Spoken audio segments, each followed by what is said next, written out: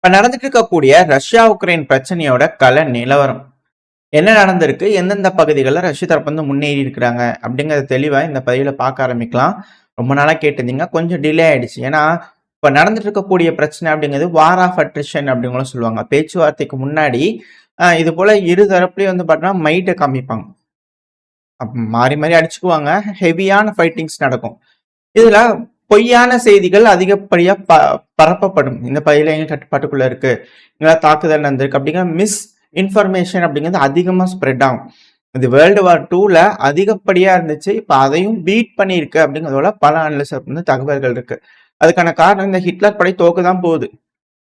ஜெர்மனில ஹிட்லரே வந்து பண்ண சூசைட் பண்ணிட்டாரு. பட் இருந்தாலும் பேச்சுவார்த்தைக்கு ஜெர்மனி போகும். அப்படி போகும்போது உட்காந்து பேசும்போது டேபிள்ல வந்து வெயிட் வேணும்னு சொல்லிட்டு இருக்கிறாங்க இல்லையா? ஸோ அதுக்கான வேலைகள் இங்க நடந்துட்டு இருக்கு.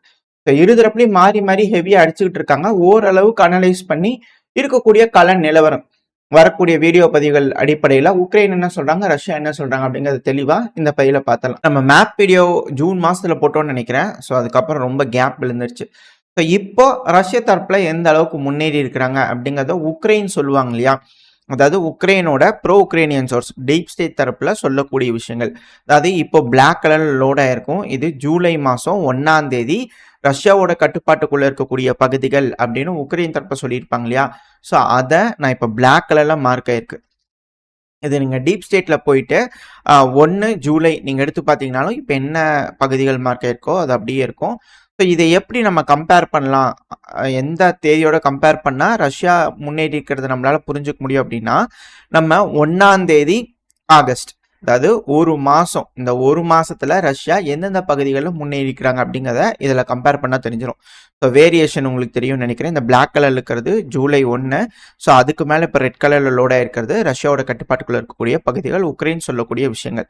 ஸோ இதுல நம்ம ஃபர்ஸ்ட் இந்த ஜாப்ரோசியா பகுதி, அதாவது அட்டாக் அப்படிங்கிறது இந்த ஜாப்ரோசியால இந்த நிக்கோலைவ் அப்படிங்கிற இடத்துல அதிகமா தாக்குதல் நடந்துட்டு இருக்கு. ரஷ்ய தரப்பு ஷெல்லிங் பண்ணிருக்காங்க. அட் த சேம் டைம் இந்த எர்னகுரடா இருக்கு இல்லையா? ஸோ இந்த பகுதியில் உக்ரைன் தரப்புலேருந்து வந்து பார்த்தீங்கன்னா ஷெல்லிங் பண்ணிட்டு இருக்கிறாங்க. ஏன்னா அங்கே வந்து அணு உலை இருக்கு. ஸோ அந்த இடங்கள் வந்து பார்த்தா மாறி மாறி எஸ்கலேஷன் நடந்துகிட்டு இருக்கு. அடுத்தது ரஷ்யா இந்த கமியான்ஸ்க் பையில முன்னேறி வந்திருக்காங்க. இந்த பிளாக் கலர்ல மார்க் ஆயிருக்கிறதுக்கும் ஸோ இந்த ஒரு வேரியேஷன் உங்களுக்கு தெரியும்னு நினைக்கிறேன். ஸோ இந்த இடத்துல ரஷ்ய தரப்பு வந்து கொஞ்சம் அட்வான்ஸ் ஆயிருக்காங்க. இது இந்த ஜாப்ரோசியாவில் நடக்கக்கூடிய விஷயங்கள். அப்படியே மேலே வந்தோம்னா முழு சண்டையும் இந்த டொனஸ்க்ல இருந்து ஆரம்பிச்சிருக்கு. ஏன்னா இந்த டொனஸ்க்ல பல இடங்கள்லையும் ரஷ்ய தரப்பு வந்து முன்னேறிக்கிறாங்க. அதாவது இந்த டொனஸ்க்ல இருந்து ஜாப்ரோசியாவை நோக்கி, அதாவது நம்ம இதை ஆல்ரெடி வந்து பார்த்தீங்கன்னா நம்ம சொல்லியிருப்போம், இந்த இதோட பின்புறத்தில் வந்து பார்த்தீங்கன்னா ரஷ்ய தரப்பு வந்து முன்னேற ட்ரை பண்ணுவாங்கன்னு இந்த ஜூன் மாதத்துலேயே சொல்லியிருப்போம். ஸோ அதுக்கு ஏற்ப வந்து பார்த்தீங்கன்னா ரஷ்யாவோட மூமெண்ட்ஸும் வந்து பார்த்தீங்கன்னா இந்த இடத்துல தெரியுது. ஸோ அதனால தான் இந்த தெர்மேவிக்கா இருக்கு இல்லையா? ஸோ அந்த டைரக்ஷனை நோக்கி ரஷ்ய தரப்பு வந்து முன்னேறிட்டு இருக்காங்க.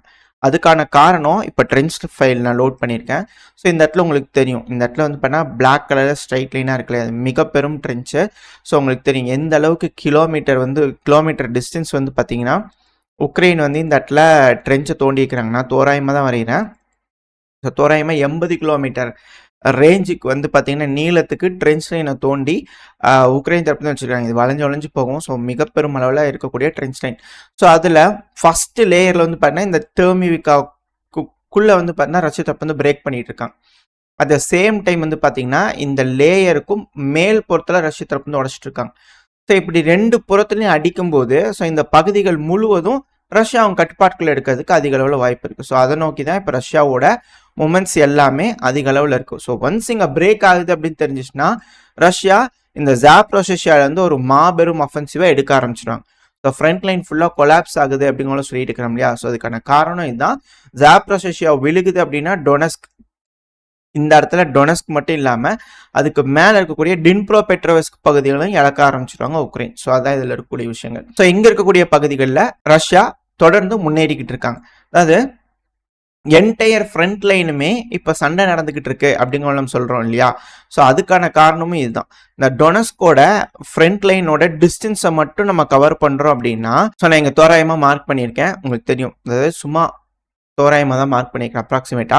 ஸோ இங்கே இருக்கக்கூடிய டொனஸ்க் பகுதியிலிருந்து மேலே லுஹான்ஸ்க்கு இருக்கக்கூடிய பகுதி ஸ்டார்டிங் வரைக்கும் நீங்க கணக்கு எடுத்து பாத்தீங்க அப்படின்னா 230 கிலோமீட்டர் ரேஞ்சுக்கு வந்து பாத்தீங்கன்னா ரஷ்யா தரப்பு வந்து ஃபுல் ஃப்ராண்ட்ல ஒரு புஷ் கொடுத்துட்டு இருக்காங்க. ஸோ அதோட வெளிப்பாடு தான் இந்த இடத்துல வந்து பாத்தீங்கன்னா தெரிஞ்சிருக்கு.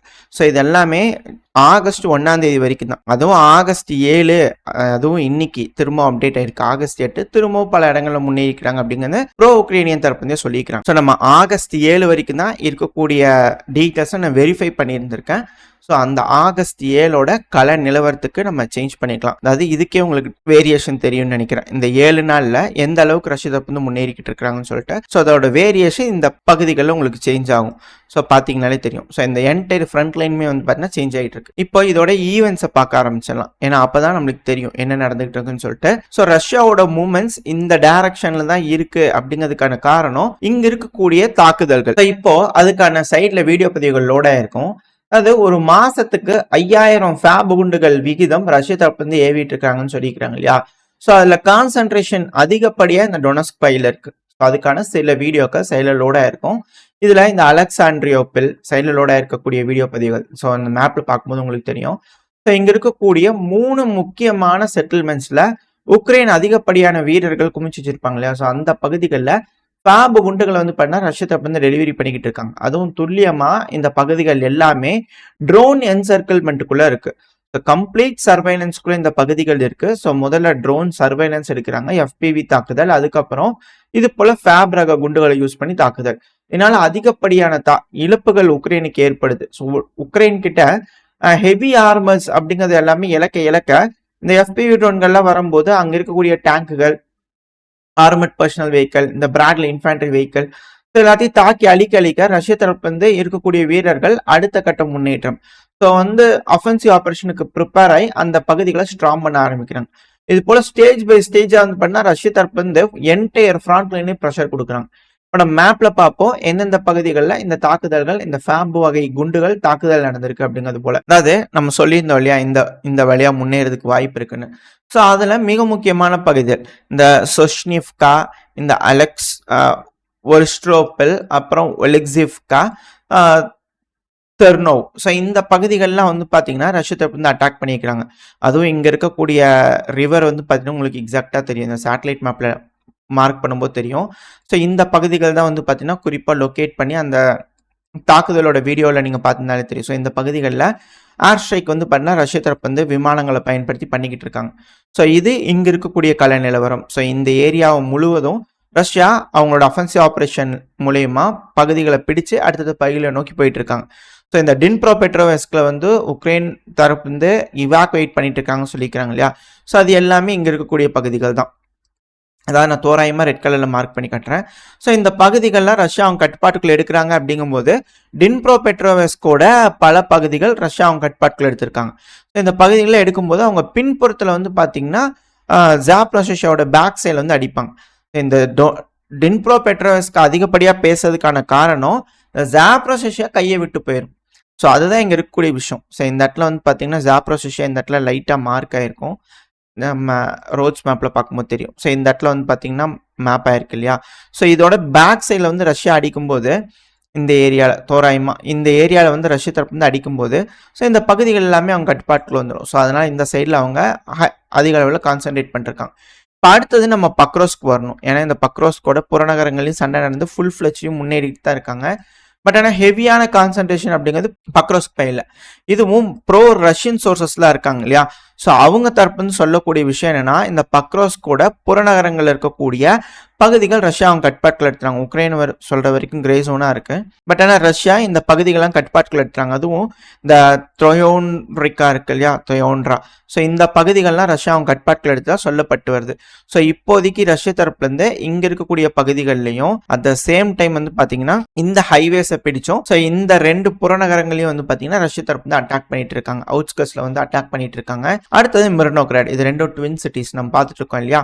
அதிகப்படியான ராணுவ வீரர்கள், ஆயுதங்கள், இது போல விஷயங்கள் எல்லாத்தையும் இங்க பதுக்கி வச்சுக்கலாம். ரொம்ப நாளைக்கு சண்டை பிடிக்கிறதுக்கு உக்ரைனால முடியும். ஆனா அதுக்கு ரஷ்யா மேல, அதாவது இதோட வடக்கு பகுதிகளில் வந்து பார்த்தீங்கன்னா ரஷ்ய தரப்பு வந்து முன்னேறிட்டு இருக்காங்க. ஸோ இப்படி வரும்போது இந்த ரொடான்ஸ்கியோட பாதி ரஷ்யாவோட கட்டுப்பாட்டுக்குள்ள வந்துருச்சு அப்படின்னு சொல்றாங்க. அதாவது இந்த மார்க் ஆயிருக்க ரெட் கலர் இருக்குல்ல, அது 7ஆம் தேதி 8ஆம் தேதியோட அடிப்படையில் வந்து பாத்தீங்கன்னா இந்த இடத்துல வந்து கேப்சர் பண்ணப்பட்டிருக்கு அப்படிங்கிறது போல ரஷ்ய தரப்புன்னு சொல்லிக்கிட்டு இருக்காங்க. இன்கேஸ் ஏதாவது அப்டேட்ஸ் இருந்தால் அடுத்தது பயில பார்க்க ஆரம்பிக்கலாம். ஸோ தோராயமா நான் மார்க் பண்றேன். ஸோ இந்த பகுதிகள் ரஷ்யா அவங்க கட்பாட்டில் எடுத்திருக்காங்க அப்படின்னு சொல்றாங்க. ஸோ இப்படி இருக்கும்போது இந்த T0515 இருக்கு இல்லையா, ஸோ இந்த ரோடு எல்லாமே கட் பண்ணும்போது மிர்னோகிராட் பொக்ரோவ்ஸ்க் அவங்களுக்கு வரக்கூடிய எல்லா லாஜிஸ்டிக்ஸும் வந்து பண்ண கட் ஆக ஆரம்பிச்சிடும். அட் த சேம் டைம் இந்த பகுதிகளையும் முன்னேறாங்க இல்லையா, ஸோ அடுத்தது கொஞ்சம் கொஞ்சமா இதோட அவுட்ஸ்கட்ஸ்ல முன்னேற ஆரம்பிச்சாங்கன்னா இந்த T0504 இந்த ரோடையும் கட் பண்ணிட்டாங்கன்னா கம்ப்ளீட்டா இது எல்லாத்தையும் சுத்தி வளைச்ச மாதிரி ஆயிரும். ஸோ இதுக்கான வேலைகளை ரஷ்ய தரப்பு வந்து இறங்கியிருக்காங்க. ஸோ இந்த ஏரியாலே வந்து பாத்தீங்கன்னா உங்களுக்கு தெரியும்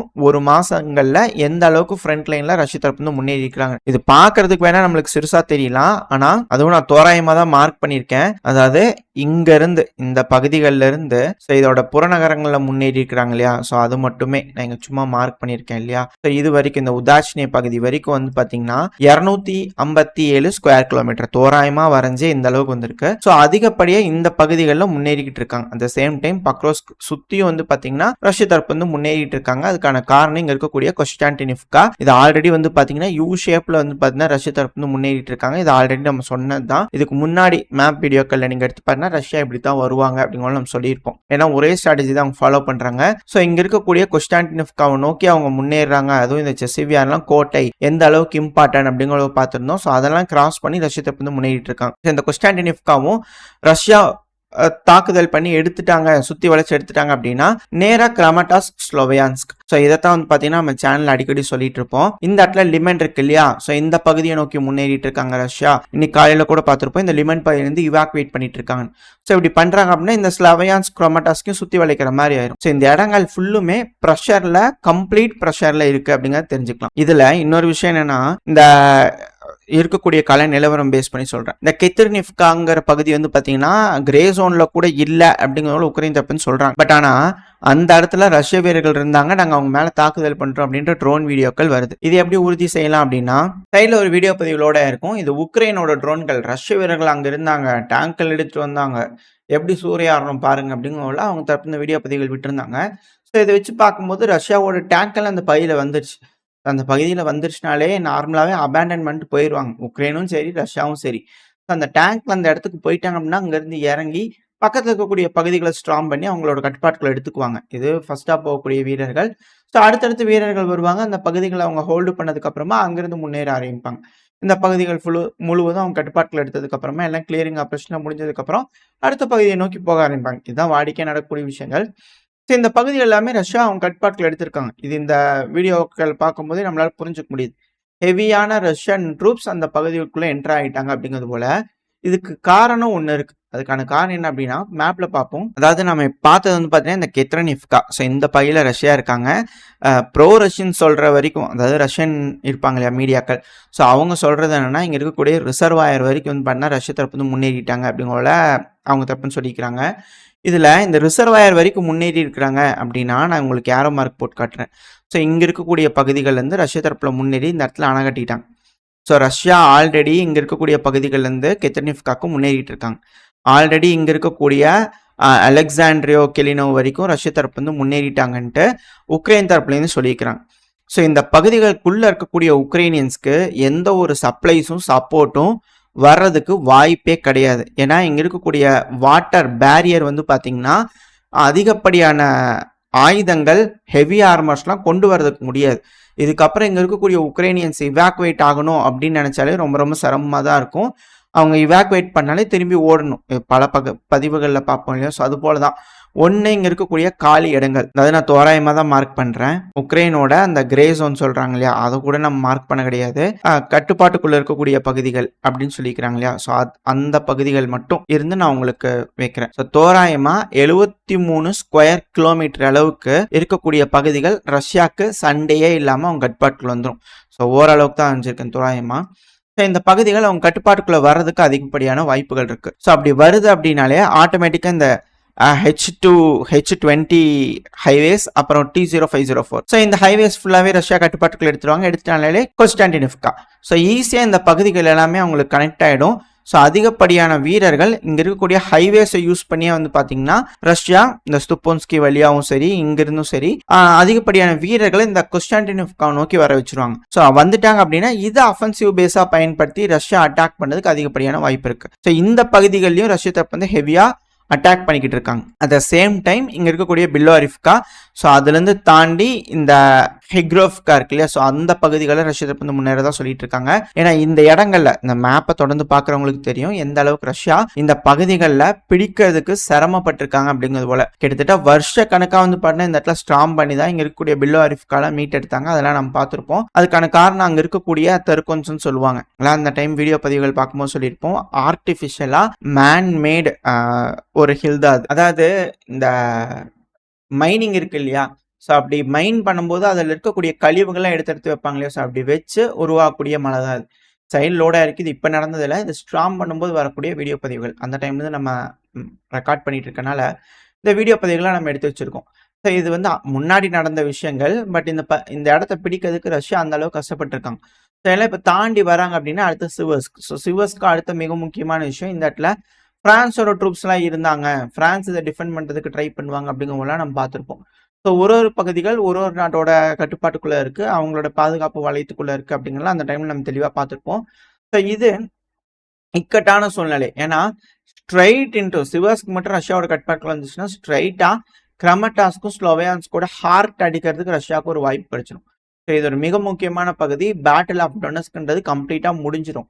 ஒன்று இந்த லைமனு, அடுத்து இந்த கொஸ்டான்டினிவ்கா, சிவர்ஸ்க் இந்த பையெல்லாம் விழுந்துருச்சு ரஷ்யா கிட்ட அப்படின்னா ஹார்ட் பகுதியை வந்து பண்ணா ரஷ்யா கிட்ட கொடுத்துட்டாங்க அப்படிங்கிறது போல அர்த்தம். ஸோ டொனஸ்க் எடுத்துட்டாலே உக்ரைன் 100% தோத்துட்டாங்க அப்படிங்கிறது இதில் இருக்கக்கூடிய விஷயம். இப்போ இங்கே மட்டும் கிடையாது. அடுத்து அப்படியே நம்ம குப்பியான்ஸ்க்கு போயிடலாம். இந்த குப்பியான்ஸ்க்ன்றது கர்கிவ் பகுதியில் ஓப்லாஸ்ட்ல இருக்கக்கூடிய ஒரு பகுதி. இங்கேயும் ரொம்ப ரொம்ப மிக முக்கியமான ஒரு மிகப்பெரிய ஒரு டவுன் தான். ஸோ நம்ம அதை மேப்பில் பார்ப்போம். ஸோ அடுத்தது வந்து பார்த்தீங்கன்னா குப்பியான்ஸ்க். ஸோ இந்த குப்பியான்ஸ்க்கு ஒரு காரணம் இருக்குது. அதுக்கான காரணம் இந்த இடத்துல பார்த்தீங்கன்னா ரிவர் பெல்ட் போகுது இல்லையா, ஸோ இந்த பகுதிகளில் நோக்கி ரஷ்யா தரப்பு வந்து முன்னேறிட்டு இருக்காங்க. அதோட டாப் பொசிஷனை ரஷ்யா அவங்க கட்பாட்டுக்குள்ள எடுத்துட்டாங்க அப்படின்னா இங்கே எண்டு வரைக்கும் வந்து பார்த்தீங்கன்னா ஈஸியாக இருக்கும். ஸோ இந்த இடத்துல லிமன் இந்த இடத்துலலாம் போய் ஸ்ட்ராங் பண்ணுறாங்க அப்படின்னா இந்த பெல்ட்டுக்குள்ளே வந்து பார்த்தீங்கன்னா அட்டாக் வராது. ஸோ ஒரு சேஃப்டியாக வந்து பார்த்தீங்கன்னா இந்த இடம் ஃபுல்லாகவே இருக்கும். ஸோ இந்த இடத்துல நோக்கி வந்து பார்த்தீங்கன்னா ரஷ்யா தரப்பு வந்து கீழே ஒரு புஷ் கொடுத்து இந்த பகுதிகளை நோக்கி முன்னேறதுக்கு அதிக அளவில் வாய்ப்புகள் இருக்குது. ஸோ அதனால தான் இந்த பெல்ட்டில் டாப் பொசிஷன் ரொம்ப ரொம்ப இம்பார்ட்டன்ட். ஸோ அதை நோக்கி ரஷ்யா தரப்பு வந்து பார்த்தீங்கன்னா முன்னேறிட்டு இருக்காங்க. அது மட்டும் இல்லாமல் இந்த பகுதி எல்லாமே சேஃபாக இருக்கும். ஒரு பஃபர் மாதிரி வந்துடும்னு வச்சுக்கோங்களேன். இந்த லுஹான்ஸ்க்கு ஒரு பஃபர் மாதிரி வந்துடும்னு வச்சுக்கோங்களேன். ஸோ அந்த ஒரு காரணத்தினாலே இது ரொம்ப ரொம்ப இம்பார்ட்டன்டான ஒரு பகுதி. இதில் இந்த குப்பியான்ஸ்க் பகுதியோட பின்புறத்தில் வர்றதுக்கு இந்த இடத்துலையும் ரஷ்யா தரப்பு இந்த ஆல்ரெடி P79 ரோட்டை கட் பண்ணிட்டு இப்போ இந்த இடத்துல P07 லைனை நோக்கி ஹைவேவை நோக்கி வந்து பண்ணால் ரஷ்யா தரப்பு வந்து முன்னேறிட்டு இருக்காங்க. ஸோ இப்படி வரும்போது குப்பியான்ஸ்க் கூட என்டையர் சப்ளைஸும் கட் ஆகிடும். இதில் ஈவெண்ட்டில் நீங்கள் மார்க் பண்ணிங்கன்னா ரஷ்யா இங்கே இருக்கக்கூடிய பகுதிகளை சண்டை பிடிச்சிட்டு இருக்காங்க அப்படிங்கிற வீடியோ பதிவுகள் வருது. அதுவும் அங்கே ஒரு ரஷ்ய வீரர் வந்து பார்த்தீங்கன்னா அந்த இடத்துல ஓப்பன் கிரவுண்டில் நின்று, அதாவது இது ஸ்ட்ரீட் மேப்பில் சேட்டலைட் மேப்பில் மாற்றிங்களாலே தெரியும், இங்கே இருக்கக்கூடிய பகுதிகளில் வந்து பார்த்தீங்கன்னா குறிப்பாக எங்கள் மரவரிசைகள் இருக்கு இல்லையா, ஸோ இந்த பகுதிகளில் நின்று வீடியோ பதிவுகள் எடுத்து விட்டுட்டு இருக்காங்க. ஸோ குப்பியான்ஸ்க் கூட எந்த அளவுக்கு சுற்றி வளைச்சிருக்காங்க. ஸோ குப்பியான்ஸ்க் கூட வெஸ்ட்டு, அதாவது மேற்கு பகுதிகள் வரைக்கும் ரஷ்யா தரப்பு வந்து எக்ஸ்டெண்ட் ஆகிருக்காங்க. ஸோ இந்த பகுதிகள் முழுவதும் ரஷ்யா அவங்க கட்டுப்பாட்டுக்குள்ள எடுத்துக்கிட்டு இருக்காங்க. கூடிய சீக்கிரத்தில் இந்த குப்பியான்ஸ்க் அவங்க கட்டுப்பாட்டுக்குள்ள வந்துருச்சுன்னு சொன்னாலும் ஆச்சரியப்பதுக்கல. ஏன்னா என்சர்க்கிள் ஆயிடுச்சு, கம்ப்ளீட்டாக வந்து பண்ணால் அவங்களோட கட்டுப்பாட்டுக்குள்ள வந்திருக்கு. இதை நம்ம எப்படி கன்ஃபார்ம் பண்ணலாம் அப்படின்னா சைடில் ஒரு வீடியோ பதிவுகளோட இருக்கும். ஸோ நம்ம காமிச்சிருந்தோம் இல்லையா, ஸோ அந்த பகுதியில் எடுக்கக்கூடிய வீடியோ பதிவு தான் அது. ஸோ ரஷ்ய வீரர்கள் எந்த ஒரு பிரச்சனையுமே இல்லாமல் ஈஸியாக வெளியே வந்து இந்த ஓப்பன் கிரவுண்டில் நின்று இது போல் ட்ரோன்களுக்கு டாட்டா காட்டுறாங்க அப்படின்னாலே நம்ம சேனலில் தொடர்ந்து சொல்லிக்கிட்டு இருக்கோம். அந்த பகுதிகளில் உக்ரைனோட ட்ரோன் கண்ட்ரோல் கூட இல்லை. அது மட்டும் இல்லாமல் உக்ரைனோட வீரர்கள் ஸ்னைப்பர் வீரர்கள் கூட நியர்பை ஏரியாவில் இல்லை. ஸோ இதெல்லாம் உறுதி செஞ்சதுக்கு அப்புறம் தான் ரஷ்ய வீரர்கள் இது போல விஷயங்கள் செய்வாங்க. சில இடங்களில் ரிஸ்க் எடுக்கிறாங்க. பட் ஆனால் இது போல விஷயங்கள் வந்து பார்த்தீங்கன்னா ஈஸியாக செய்கிறாங்க அப்படின்னா அந்த இடம் ஃபுல்லுமே ரஷ்யாவோட கட்டுப்பாட்டுக்குள்ளே இருக்குன்னு அர்த்தம். இதுக்கான காரணம் ரொம்ப சிம்பிள். அங்கே இருக்கக்கூடிய உக்ரைனோட வீரர்கள் சண்டையே பிடிக்கல. அப்படியே வரீங்களா, இந்தாங்க துப்பாக்கி கீழே போட்டு வரேன், நீங்கள் வேணாலும் வச்சுக்கோங்க அப்படிங்கிறது போல இந்த புதுசாக பிடிக்கப்படக்கூடிய நபர்கள், அதாவது இவங்களை வந்து பார்த்தீங்கன்னா உக்ரைன் பென்சில்ஸ்ன்னு சொல்கிறாங்க அப்படிங்கிறத நம்ம பார்த்துருப்போம். அதாவது இவங்கள வந்து பார்த்தீங்கன்னா, கொஞ்சம் சிறுமைப்படுத்துற மாரி, ப்ராப்பரா ட்ரெய்னிங் இல்லாதவங்க, ஃப்ரெஷர் அப்டின்னாலே வந்து பார்த்தீங்கன்னா, நார்மலா இது எப்படி எக்ஸாம்பிள் சொல்லலாம்னு தெரியல. கோயிலுக்கு மாலை போடுறதுல ப்ரெஷரா இருந்தா கூட எந்த அளவுக்கு ஓட்டுறாங்க, காமெடி பண்றாங்க அப்படிங்கிறது நமக்கு தெரியும். ராகிங் இருக்குன்ட்டு. ஸோ ராணுவத்தில ப்ரெஷரா தூக்கிட்டு வராங்க. அதுவும் வம்படியா புடிச்சு தூக்கிட்டு வந்தவங்க அப்படின்னா, எப்படி ட்ரீட் பண்ணுவாங்க? அப்படிங்கிறதோட ஒரு விஷயம் இருக்கு இல்லையா? ஸோ அதுபோல தான் வந்து பார்த்தா இங்க நடக்குது. இவங்கள பென்சில்ஸ்ன்னு சொல்றது, அ ப்ராப்பரா ட்ரீட் பண்ணாம ரொம்ப இதா ப்ராப்பரா ஹேண்டில் பண்றது, அதிகப்படியா டார்ச்சர் பண்றது, இந்த உக்ரைனோட கமாண்டர்ஸ்லாம் எந்த அளவுக்கு உக்ரைனோட வீரர்கள கட்டி வச்சு சித்திரவதை பண்ணாங்க அப்படிங்கிற வீடியோ பதிவுகள்லாம் பார்த்திருப்போம். ஸோ இது எல்லாமே வந்து பார்த்தீங்கன்னா, இந்த ஃப்ரெஷர்ஸ் அப்படிங்கலாம் சொல்றாங்க. இந்த கட்டளைய வந்து பண்ணா அவங்க மதிக்க மாட்றாங்க. நீ என்ன சொல்றது? நான் என்ன கேட்குறது? போ வேலைய பார்த்துட்டு அப்படிங்கிறது போல, அந்த ராணுவ ட்ரெய்னிங் அப்படிங்கிறது வந்து பார்த்தா, அந்த ஒபே பண்றது, இதெல்லாமே வந்து பார்த்தா, அந்த ராணுவ வீரர்களுக்கே இருக்கக்கூடிய ஒரு விஷயம். அந்த கமாண்டர் சொன்னா கேட்கணும் அப்படிங்கிறது போல.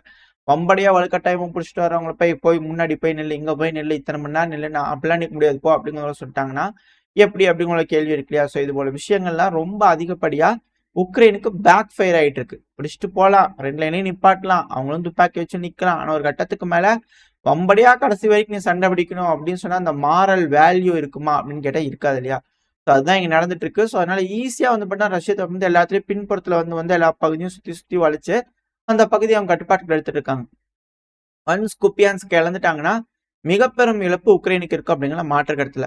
ஸோ இது போல ஜாப்ரோசியா பகுதியிலிருந்து டொனெஸ்க், லுகான்ஸ்க், கர்கிவ். ஸோ இது என்டையர் ஃப்ராண்ட் வந்து பண்ணா ரஷ்ய தரப்பு வந்து அஃபென்சிவ் ஆபரேஷன். இது போக வந்து பண்ணா பஃபர் ஆபரேஷன் சுமி பகுதியில ரஷ்ய தரப்பு வந்து பண்ணிக்கிட்டு இருக்காங்க. கர்கிவ் பகுதிகளிலும் ஒரு பஃபர் ஆபரேஷன் இந்த ஒச்சான்ஸ்க் பகுதியில இருந்து பண்ணிட்டு இருக்காங்க. இது போல என்டையர் ஃப்ரண்ட் லைன்லயும் வந்து பாத்தீங்கன்னா ஒரு அஃபென்சிவ் ஆபரேஷன் ரஷ்ய தரப்பு வந்து இருக்கும்போது பேச்சுவார்த்தைகள் நடக்க இருக்கு. ஒரு பாஸ்ன்னு வச்சுக்கோங்களேன். எல்லாம் ரெடி ஆகி களத்துல ப்ரிப்பேர்டா இருக்காங்க. ஃபுல் ப்ரெஷர் குடுத்து நின்னுட்டு இருக்காங்க. அதான் சண்டை நடந்துட்டு தான் இருக்கு. ஒன்ஸ் இந்த பேச்சுவார்த்தை தோல்வி அடையிற மாரி இருக்கு. ரஷ்யாக்கு பாசிட்டிவா வர மாரி இல்ல அப்படின்னா, ஃபுல் ஃபோர்ஸ்ல ரஷ்யா இறங்க ஆரம்பிப்பாங்க. ஸோ அந்த டைம்ல நாட்டோ நாடுகள் உக்ரைனை டிஃபெண்ட் பண்றதுக்காக யூரோப்பியன் யூனியன்ல இருக்கக்கூடிய மத்த நாடுகள்லாம் களமிறங்குவாங்களா? ஸோ இதுதான் இங்க இருக்கக்கூடிய விஷயம். என்ன நடக்க போகுது அப்படிங்கிறத வெயிட் பண்ணி பார்த்துடலாம். ஓரளவுக்கான தகவல்கள் இந்த பதிவுல பார்த்திருப்போம்னு நினைக்கிறேன். இதோட இந்த பதிவு நான் முடிச்சுக்கலாம். இந்த பதிவு எப்படி இருந்துச்சு உங்களுக்கு பிடிச்சிருக்கா? பிடிச்சுனா லைக் பண்ணிட்டு உங்க ஃப்ரெண்ட்ஸ் நம்பர்ல ஷேர் பண்ணிக்கோங்க. அது கூடவே மறக்காம இந்த பதிவு பத்தி உங்களோட கருத்துக்களை கமெண்ட் செக்ஷன்ல சொல்லுங்க. இந்த பதிவு நல்லா இருக்கும்னு நம்பிக்கை அடுத்த பதிவு உங்களை சந்திக்கிறேன். Very stay safe. பை.